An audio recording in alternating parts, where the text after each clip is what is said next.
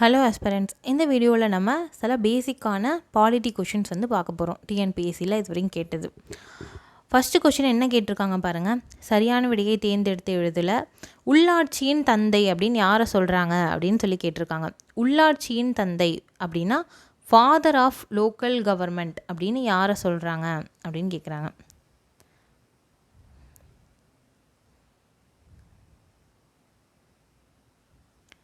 இப்படி யாரை கேட்குறாங்க அப்படின்னு சொல்கிறாங்க. ஃபாதர் ஆஃப் லோக்கல் கவர்மெண்ட் அப்படின்னு யார் அப்படி சொல்கிறாங்க அப்படின்னா ரிப்பன் பிரபுவை சொல்கிறாங்க. லார்ட் ரிப்பனை தான் சொல்கிறாங்க. ஏன் அப்படி சொல்கிறாங்க அப்படின்னா லோக்கல் கவர்மெண்ட்னால் லோக்கல் பாடிஸ்லாம் இருக்காங்கல்ல, அவங்களுக்கு கீழே உள்ளாட்சி துறையில் இருக்கவங்க எல்லாருக்குமே வந்து அவரை நிறைய அதிகாரம் வந்து வழங்கணும் அப்படின்னு சொன்னார். அது ஒரு பெரிய ரீசன். இவரை வந்து அதனால் உள்ளாட்சியின் தந்தை அப்படின்னு சொல்லுவாங்க. அதிகாரம் பரவலாக்கல் இவர் பண்ணார். டீசென்ட்ரலைசேஷன் அப்படின்னு சொல்லுவாங்க. அதை இவர் செஞ்சதால் இவரை உள்ளாட்சியின் தந்தை அப்படின்னு சொல்கிறாங்க. இவர் ரொம்ப ஃபேமஸான பர்சன். ரிப்பன் பில்டிங் கூட வந்து என்னென்னா சென்னையில் இருக்கும், நீங்கள் பார்த்துருப்பீங்க. அடுத்தது ரிப்பன் வந்து வேறு இதில் ஃபேமஸாக ரொம்ப முக்கியம் அப்படின்னு பார்த்தீங்கன்னா இல்பர்ட் மசோதா அப்படின்னு ஒரு மசோதா வந்து கொண்டு வருவாங்க. இல்பர்ட் மசோதா அப்படின்னு ஒரு மசோதா கொண்டு வருவாங்க. இது ஏன் கொண்டு வராங்க அப்படின்னு பார்த்தீங்கன்னா, இந்த மசோதா கொண்டு வரதுக்கு முன்னாடி வரைக்கும் எப்படி இருந்துச்சுன்னா, ஆங்கிலேய நீதிபதிகள் மட்டும்தான் ஆங்கிலேய குற்றவாளிகளை விசாரிக்க முடியும். இந்தியாவை சேர்ந்த நீதிபதிகள் வந்து ஆங்கிலேய குற்றவாளிகளை விசாரிக்க முடியாது அப்படின்னு வந்து ஒரு விஷயம் இருக்கும். பட் இவர் வந்து என்னென்னா அதெல்லாம் இருக்கக்கூடாது, எல்லாரும் சமம் தான் அப்படின்னு சொல்கிறாரு. அதனால் அவங்க கொண்டு வந்தாங்க இல்பர்ட் மசோதா. ஆனால் அதுக்கப்புறமா என்னென்னா ஆங்கிலேயர்கள்லாம் நிறையா பேர் வந்து என்னென்னா பிரச்சனை பண்ண ஆரம்பிச்சிட்டாங்க. ஸோ என்னென்னா அவங்க வந்து ரிவால்ட் பண்ண ஆரம்பிச்சிட்டாங்க, கலவரம் பண்ணுறாங்க. ஸோ என்னென்னா அதை வந்து திரும்பி வாங்கிட்டு என்ன பண்ணுறாங்க அப்படின்னா, சரி ஆங்கில குற்றவாளிகளை வந்து இந்திய நீதிபதிகள் விசாரிக்கலாம். ஆனால் அந்த அமர்வில் அந்த பெஞ்சில் வந்து அட்லீஸ்ட்டு என்ன பண்ணணுன்னா பாதியாவது என்னென்னா யூரோப்பியன் ஜட்ஜஸ் இருக்கணும், பாதியாவது என்னென்னா இங்கிலாந்தை சேர்ந்த ஆங்கிலேய ஜட்ஜ் வந்து இருக்கணும், ஆங்கிலேய நீதிபதி இருக்கணும் அப்படின்னு சொல்கிறாங்க. இது மாதிரி செஞ்சு எந்த பிரயோஜனமும் இல்லை. ஏன் வந்து இது மாதிரி சொல்கிறாங்க அப்படின்னா, அட்லீஸ்ட்டு பாதி பேர் அப்படின்னா அட்லீஸ்ட் தானே, அட்லீஸ்ட்னா கண்டிப்பாக பாதி பேர் இருக்கணும். இப்போ 5 பேர் நீ அந்த அமர்வில் உட்காருவாங்க அப்படின்னு பார்த்தீங்கன்னா கண்டிப்பாக 3 பேர் வந்து ஆங்கிலேய நீதிபதியாக தான் இருப்பாங்க, 2 பேர் தான் இந்திய நாட்டு நீதிபதியாக இருப்பாங்க. ஏன் வந்து ஆங்கிலேய நீதிபதியே வந்து கொடுக்கணும், ஏன் அவங்களுக்கு மட்டும் கொடுக்குறாங்க அப்படின்னு பார்த்தீங்கன்னா, அவங்க வந்து ஆங்கிலேய குற்றவாளிகளுக்கு எப்போதுமே வந்து கம்மியான தண்டனை தருவாங்க, இந்திய குற்றவாளிகளுக்கு சின்ன தப்புக்கே பெரிய தண்டனை தருவாங்க. இந்த மாதிரி வந்து டிஸ்கிரிமினேஷன் இருந்துச்சு, அவங்கள்ட்ட பாரபட்சம் பார்த்தாங்க. இது மாதிரி வந்து மசோதாவை திரும்பி வந்து என்னென்னா நான் மாற்றம் செஞ்சு எடுத்துகிட்டு வரோம் அப்படின்னு சொல்லிட்டு இந்த மாதிரி மாற்றம் செஞ்சுருவாங்க. இது பிடிக்காமல் இந்த லார்ட் ரிப்பன் வந்து என்ன பண்ணுவார், அவருடைய கவர்னர் ஜென்ரல் அவர் வந்து வைஸ்ராயாக இருப்பார், அவர் வைஸ்ராய் போஸ்டிங்லேருந்தே ரிசைன் பண்ணிவிடுவார். அந்த மாதிரி நடந்திருக்கும். அதனால் இவர் ஒரு நல்ல கவர்னர் ஜென்ரல். சரிங்களா? ஓகே, நெக்ஸ்ட் கொஷின் பார்க்கலாம். அடுத்து என்ன கொஷின் கேட்டிருக்காங்க பாருங்கள். தமிழ்நாட்டின் முதல் பெண் ஆளுநர் யார் அப்படின்னு சொல்லி கேட்டிருக்காங்க. தமிழ்நாட்டோட முதல் பெண் ஆளுநர் யாருன்னு பார்த்தீங்கன்னா ஃபாத்திமா பிவி அவர்கள். அவங்க தான் தமிழ்நாட்டோட முதல் பெண் ஆளுநர். இவங்க வந்து சுப்ரீம் கோர்ட் உச்சநீதிமன்றத்தில் இருந்த முதல் பெண் நீதிபதியும் கூட ஃபாத்திமா பிவி அப்படின்றவங்க. இவங்க தமிழ்நாட்டுக்கு ஆளுநராக இருந்திருக்காங்க, முதல் பெண் ஆளுநராக. ஓகேவா? நெக்ஸ்ட் கொஷின் பார்க்கலாம். அடுத்த கொஷினில் என்ன கேட்டிருக்காங்க பாருங்கள். மாநகராட்சியின் அரசியல் ரீதியான தலைவர் யார் அப்படின்னு சொல்லி கேட்டிருக்காங்க. மாநகராட்சி அப்படின்னா என்னென்னா முனிசிபல் கார்ப்பரேஷன்.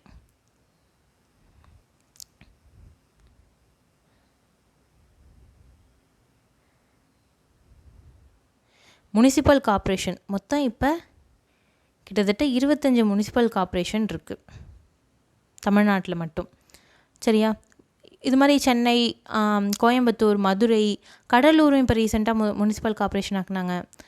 இது மாதிரி வந்து நிறையா முனிசிபல் கார்ப்பரேஷன் வந்து இருக்குது தமிழ்நாட்டில். 25 இருக்குது மொத்தமாக. இதில் அரசியல் ரீதியான தலைவர் யார் அப்படின்னு சொல்லி கேட்டிருக்காங்க.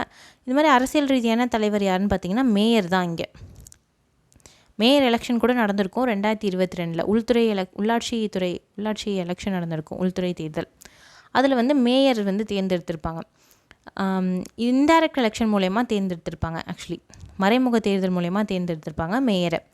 இதுவே நிர்வாகத்துக்கு வந்து என்னென்னா நிர்வாக ரீதியான அரசியல் தலைவர் அப்படின்னு பார்த்தீங்கன்னா ஆணையர். முனிசிபல் கார்ப்பரேஷனுக்கு கமிஷனர் அப்படின்னு ஒருத்தர் இருப்பார், கமிஷனர்னு ஒருத்தங்க இருப்பாங்க. சென்னை முனிசிபாலிட்டிக்கும் முனிசிபல் கார்ப்பரேஷனுக்கும் கமிஷனர் இருப்பாங்கள்ல, அந்த மாதிரி இருப்பாங்க. ஓகே, அரசியல் ரீதியான தலைவர் யாருன்னா மேயர். நெக்ஸ்ட் கொஷின் பார்க்கலாம். அடுத்து என்ன கொஷின் கேட்டிருக்காங்க பாருங்கள், விதியை வச்சு கேட்டிருக்காங்க. மாநில சட்டசபை கலைப்பு இந்திய அரசியலமைப்பின் எந்த விதிப்படி மேற்கொள்ளப்படுகிறது அப்படின்னு சொல்லி கேட்டிருக்காங்க. மாநிலத்தில் சட்டசபையை கலைக்கிறாங்கல்ல, அது எந்த விதிப்படி கொண்டு வராங்க அப்படின்னு சொல்லி கேட்டிருக்காங்க. இதுக்கு விதி 356 இதுக்கு கீழே தான் மாநில சட்டசபையை கலைக்கிறதுலாம் இதுக்கு கீழே தான். ஏன் கலைக்கிறாங்க அப்படின்னு சொல்லிட்டு என்ன காரணத்தால் கலைக்கிறாங்க அப்படின்னா, அந்த மாநில அரசாங்கமானது அரசியலமைப்புக்கு உட்பட்டு நடக்கலை அப்படின்னு சொல்லிட்டு பிரசிடெண்ட் கலைக்கலாம். அந்த அதிகாரம் பிரசிடெண்ட்டுக்கு உண்டு. கலைச்சிட்டு என்னென்னா பிரசிடெண்ட் ரூல் கொண்டு வரலாம், குடியரசுத் தலைவர் ஆட்சி அங்கே நேரடியாக கொண்டு வரலாம். இந்த மாதிரி ஒரு ரூல் இருக்குது, நம்ம அரசியலமைப்பிலே சொல்லியிருக்காங்க விதி 356. இதுவே விதி 352 என்ன சொல்லியிருக்காங்க அப்படின்னா, தேசிய நெருக்கடி நேஷ்னல் எமர்ஜென்சியை பற்றியும் சொல்லியிருக்காங்க. இது மாநில நெருக்கடி அப்படின்னு சொல்லுவாங்க.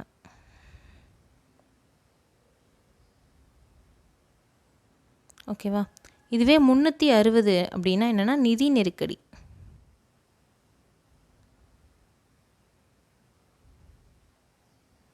இந்த மாதிரி 3 விதமான நெருக்கடி இருக்குது. இது 3த்துக்கும் விதி எண் ரொம்ப முக்கியம். அதனால் இது நோட்ஸில் எழுதி வச்சுக்கோங்க. நெக்ஸ்ட் கொஷின் பார்க்கலாம். அடுத்தது என்ன சொல்லியிருக்காங்க பாருங்கள், எந்த அரசியலமைப்பு சட்ட திருத்தத்தின் மூலம் கல்வி கற்கிற உரிமை வழங்கப்பட்டது அப்படின்னு சொல்லி கேட்டிருக்காங்க. எத்தனாவது சட்ட திருத்தம் மூலயமா கல்வி கற்கிற உரிமை வழங்கப்பட்டது அப்படின்னா 86வது சட்ட திருத்தம் கொண்டு வந்திருப்பாங்க. அதில் தான் சொல்லியிருப்பாங்க கல்வி கற்கிற உரிமை வழங்கியிருப்பாங்க. 6லேருந்து 16 வயசு வரையும் குழந்தைகளுக்கு என்னென்னா கல்வி கட்டாயமாக கல்வி கொடுக்கணும். அதுவும் உங்களுக்கு ஃப்ரீ கல்வி. இன்னும் கவர்மெண்ட் ஸ்கூலில் எப்போதுமே ஃப்ரீ தான். கவர்மெண்ட் ஸ்கூலில் படிக்கலாம். இல்லைன்னா ப்ரைவேட் ஸ்கூலாக இருந்தாலும் அவங்களுக்கு 25% இடஒதுக்கீடு இருக்குது. ப்ரைவேட் ஸ்கூல்லாம் தான். இது நிறையா பேருக்கு ஆனால் தெரியாது. ஆர்டிஇ அப்படின்னு ஒரு சட்டம் போட்டிருக்காங்க, ரைட் டு எஜுகேஷன் ஆக்ட் அப்படின்னு, கல்வி கற்கிறதுக்கான உரிமை. அதுக்கு கீழே 25% ரிசர்வேஷன் போட்டிருக்காங்க. இதில் நீங்கள் இதுக்கு கீழே நீங்கள் ப்ரைவேட் ஸ்கூலில் கூட உங்கள் குழந்தைய படிக்க வைக்கலாம். அதுக்கான பணத்தை என்னென்னா அரசாங்கம் பே பண்ணிவிடுவாங்க, அதுக்கான ஃபீஸை. இது ஆனால் நிறையா பேருக்கு தெரியல, இது நிறையா பேர் யூஸும் பண்ணுறதில்ல. ஆனால் இது நடைமுறையில் இருக்கிற ஒரு சட்டம் தான். 86வது சட்ட திருத்தம் மூலயமா பண்ணியிருக்காங்க கல்வி கற்கிற உரிமை. நெக்ஸ்ட் கொஷின் பார்க்கலாம். அடுத்த கொஷின் என்ன கேட்டிருக்காங்க பாருங்கள், இந்திய அரசியலமைப்பு நிர்ணய சபை எந்த நாளில் குறிக்கோள்கள் அடங்கிய தீர்மானத்தை ஏற்றுக்குச்சு அப்படின்னு சொல்கிறாங்க. குறிக்கோள்கள் அடங்கிய தீர்மானம் அப்படின்னா அப்ஜெக்டிவ் ரெசல்யூஷன் அப்படின்னு இங்கிலீஷில் சொல்லுவாங்க. இது என்னென்னா முகப்புரைக்கு முன்னாடி கொண்டு வரப்பட்ட ஒரு விஷயம்தான். ஏன் இது கொண்டு வந்தாங்க அப்படின்னு பார்த்தீங்கன்னா, நம்மளுக்கு அரசியலமைப்பு கொண்டு வர போகிறோம் அப்படின்னு சொல்லியாச்சு. ஆனால் அதில் என்னென்னலாம் இருக்கணும் அப்படின்னு சொல்லிட்டு ஒரு இன்ட்ரொடக்ஷன் மாதிரி இதை கொண்டு வந்தாங்க. குறிக்கோள்கள் அடங்கிய தீர்மானம் அப்படின்னு சொல்லிட்டு இதுக்கு பேர். இது என்னென்னா தீர்மானத்தை கொண்டு வந்தார் யாருன்னா ஜவஹர்லால் நேரு தான். சரியா. அது மாதிரி அரசியல் நிர்ணய சபையில் கொண்டு வந்தார். அந்த நிர்ணய சபையை என்னைக்கு ஏற்றுக்கிட்டாங்க அப்படின்னு சொல்லி கேட்டிருக்காங்க. எப்போ ஏற்றிருப்பாங்கன்னா ஜனவரி 22, 1947 அப்போயே ஏற்றிருப்பாங்க. சரியா. கான்ஸ்டியூஷன் ஏற்றுக்கிட்ட தினம் தான் நவம்பர் 26, 1949. அரசியலமைப்பை ஏற்றுக்கிட்ட தினம் நவம்பர் 26, 1949. இதுவே குறிக்கோள்கள் அடங்கிய தீர்மானம் இது ஏற்றுக்கிட்ட தினம் என்னென்னா ஜனவரி 22, 1947. ஓகேவா. நெக்ஸ்ட் கொஷின் பார்க்கலாம். அடுத்தது என்ன கொஷின் கேட்டிருக்காங்க பாருங்கள், மக்களவையில் வரவு செலவு திட்டத்தை சமர்ப்பிப்பவர் யார் அப்படின்னு சொல்லி கேட்டிருக்காங்க. மக்களவைனா லோக்சபாவில் வரவு செலவு திட்டம்னா என்னன்னா பட்ஜெட் தான். பட்ஜெட்டை யார் சப்மிட் பண்ணுவா அப்படின்னு சொல்லி கேட்டிருக்காங்க. பட்ஜெட்டை யார் அந்த மக்களவையில் கொண்டு போய் படிப்பா அப்படின்னு பார்த்தீங்கன்னா நிதி அமைச்சர், ஃபினான்ஸ் மினிஸ்டர் தான் படிப்பாங்க. நிதி செயலர் கிடையாது. நிதி செயலர்னா ஃபினான்ஸ் செக்ரட்டரி. நிதி அமைச்சர் தான் என்னென்னா பட்ஜெட் படிப்பாங்க லோக்சபாவில். சரியா. நெக்ஸ்ட் கொஷின் பார்க்கலாம். பஞ்சாயத் ராஜ் அமைப்பை பற்றி நம்ம படிச்சிருப்போம். அந்த அமைப்பை முதலாக அறிமுகம் செய்த மாநிலம் என்ன அப்படின்னு கேட்டிருக்காங்க. ராஜஸ்தான் மாநிலம் தான் முதலாக பஞ்சாயத்து ராஜ் அமைப்பை வந்து கொண்டு வந்துச்சு. ஆனால் வந்து அது என்னென்னா அவ்வளோ பெரிய எஃபெக்டிவாக இல்லை. என்னென்னா ஒவ்வொரு டிஸ்ட்ரிக்ட்லையும் சில டிஸ்ட்ரிக்டில் ஃபாலோ பண்ணுறாங்க, சில மாவட்டத்தில் ஃபாலோ பண்ண மாட்டாங்க, அந்த மாதிரி இருந்துச்சு. அப்புறமா 1992 அரசியலமைப்பை திருத்தம் பண்ணி 73வது சட்ட திருத்தம் கொண்டு வந்தாங்க. அதுக்கப்புறமா தான் வந்து என்னென்னா பஞ்சாயத்து ராஜ் வந்து ஓரளவு வந்து நல்லா செயல்பட ஆரம்பிச்சுது. ஏன்னா அதுக்கு அரசியலமைப்பு அந்தஸ்து கொடுத்துட்டாங்க. சரியா? அதுக்கு முன்னாடியே வந்து ராஜஸ்தானில் நிறைவேற்றினாங்க. தமிழ்நாட்டில் கூட இருந்துச்சு, காமராஜர் காலத்தில் சட்டம் போட்டாங்க. ஆனால் அது அந்தளவு வந்து எஃபெக்டிவாக இல்லை. இப்போ தான் வந்து என்னென்னா 1992க்கு அப்புறமா தான் வந்து என்னென்னா கண்டிப்பாக என்ன பண்ணணும், 5 வருஷத்துக்கு ஒரு தடவை உள்ளாட்சி தேர்தல் நடத்தணும் அப்படின்னு வந்து சொல்கிறாங்க. ஓகே, நெக்ஸ்ட் கொஷின் பார்க்கலாம். அடுத்த கொஷினில் என்ன கேட்டிருக்காங்க பாருங்கள். இந்தியாவில் வாக்களிக்கும் உரிமை மற்றும் தேர்ந்தெடுக்கும் உரிமை அப்படின்றது எப்படிப்பட்ட உரிமை அப்படின்னு சொல்லிடுறாங்க. வாக்களிக்கும் உரிமை அப்படின்னா ஓட்டிங் ரைட்ஸ், தேர்ந்தெடுக்கப்பட்டும் உரிமை அப்படின்னா எலெக்ஷனில் நிற்கிற உரிமை. இந்த 2 உரிமையும் வந்து என்னென்னா எந்த உரிமையில் சேர்ந்தது? அடிப்படை உரிமையா, இயற்கை உரிமையா, அரசியலமைப்பு உரிமையா, சட்ட உரிமையா அப்படின்னு சொல்லி கேட்டிருக்காங்க. அடிப்படை உரிமைனா வந்து கொடுத்துருப்பாங்கள்ல விதியில், ஒரு 12லேருந்து ஆரம்பித்து 35 வரையும் கொடுத்துருப்பாங்க. அந்த விதியில் சொல்லியிருந்தால் தான் அடிப்படை உரிமை. அந்த உரிமை இல்லைன்னா நம்ம கோர்ட்டில் கேஸ் போடலாம் அப்படின்ற ரைட்ஸும் இருக்குது. அந்த உரிமைகளில் இதை சொல்லலை, அதனால் அடிப்படை உரிமை கிடையாது. அரசியலமைப்பு உரிமையா அப்படின்னு பார்த்தா அரசியலமைப்பு உரிமை தான். ஏன்னா இதை எதில் சொல்லியிருக்காங்க அப்படின்னு பார்த்தீங்கன்னா விதி 326 சொல்லியிருக்காங்க. ஓட்டு போடுறதுக்கு நம்மளுக்கு உரிமை கொடுத்துருக்காங்க, வாக்கு அளிக்கிறதுக்கு. அதே மாதிரி தேர்தலில் நிற்கிறதுக்கான உரிமை நம்மளுக்கு உண்டு. இதை வந்து விதி 326 சொல்லியிருக்காங்க. அதனால் இது என்ன உரிமைனா அரசியலமைப்பில் சொல்லப்பட்ட ஒரு உரிமை. அதனால் இது அரசியலமைப்பு உரிமை. சரியா? ஓகே, நெக்ஸ்ட் கொஷின் பார்க்கலாம். அடுத்த கொஷினில் என்ன சொல்லியிருக்காங்க பாருங்கள். இந்திய அரசியலமைப்பில் எந்த பகுதி யூனியன் பிரதேசங்களை பற்றி சொல்லுது அப்படின்னு சொல்லி கேட்டிருக்காங்க. இந்திய அரசியலமைப்பில் வந்து மொத்தம் அப்போ 1950 வந்து எத்தனை பகுதி இருந்துச்சு அப்படின்னு பார்த்தீங்கன்னா 22 பகுதி இருந்துச்சு. பட் இப்போ 2024 பார்த்திங்கன்னா எத்தனை பகுதி இருக்குன்னா இப்போதைக்கு 25 பகுதி இருக்குது. 22 பகுதியில் அப்புறமா வந்து என்னென்னா ஒன்று டெலீட் பண்ணாங்க, 4 ஆட் பண்ணாங்க. ஒன்று டெலீட் பண்ணோடனே என்னென்னா 21 ஆயிடுச்சு, 4 ஆட் பண்ணோடனே 25 அப்படின்னு இப்போ ஆயிடுச்சு. சரியா? இத்தனை பகுதி இருக்குது, இப்போ 25 பகுதி இருக்குது. இதில் யூனியன் பிரதேசங்களை பற்றி எந்த பகுதியில் சொல்லியிருக்காங்க அப்படின்னு சொல்லி கேட்குறாங்க.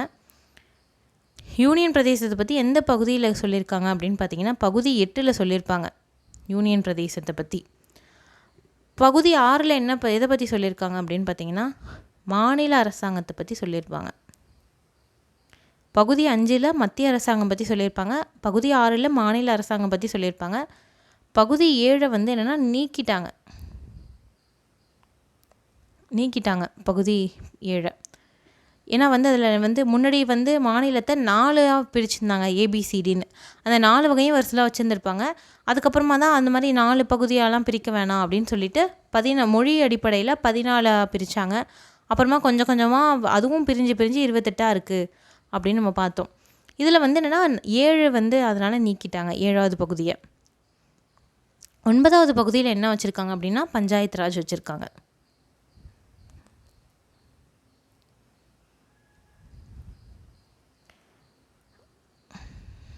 ஓகேவா? பகுதி 8 யூனியன் பிரதேசங்கள் பற்றி சொல்லியிருக்காங்க.